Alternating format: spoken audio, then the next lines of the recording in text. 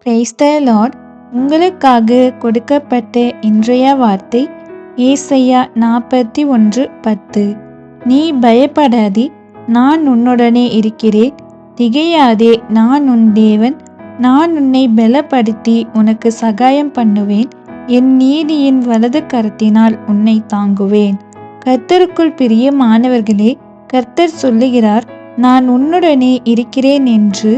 தேவன் நம்மோடு இருக்கும்போது நாம் எதற்கும் பயப்பட வேண்டாம்.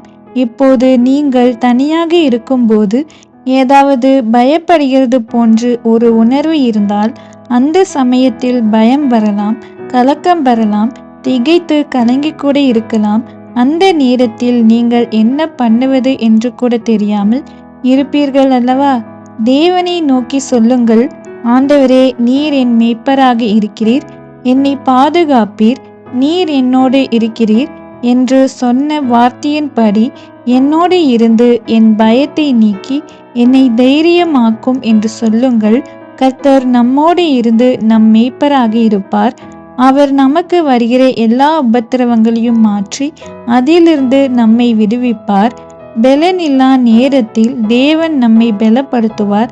சோர்ந்து போய் என்னால் ஒன்றும் முடியாது என்று சொல்லி தன் இருதயத்தில் மனக்கசந்து கலங்கி கொண்டு இருக்கிறீர்கள் அல்லவா?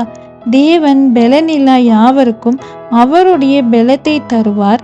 வயது சென்று எல்லா பலனை இழந்து இன்றைக்கு நீங்கள் கூட நினைப்பீர்கள், எனக்கு வயதாகிவிட்டது, இன்னும் சிறிது காலம்தான் இந்த பூமியில் இருப்பேனா இல்லையா என்று தன் உள்ளத்தில் திகைத்து கொண்டு இருக்கிறீர்கள் அல்லவா? முதிர் வயதிலும் கனி தந்து புஷ்டியும் பசுமையுமாய் இருப்பார்கள் என்று வேதம் சொல்கிறது. முதிர் வயதிலும் கர்த்தர் உங்களை பலப்படுத்தி நடத்துவார். தேவன் உங்களுக்கும் உங்கள் குடும்பத்துக்கும் உங்கள் வேலைகளிலும் நீங்கள் எடுக்கிற ஒவ்வொரு முடிவுகளிலும் அவர் உங்களுக்கு சகாயராக இருந்து அவருடைய நீதியின் வலது கரத்தினால் உங்களை தாங்குவார். ஆமேன்.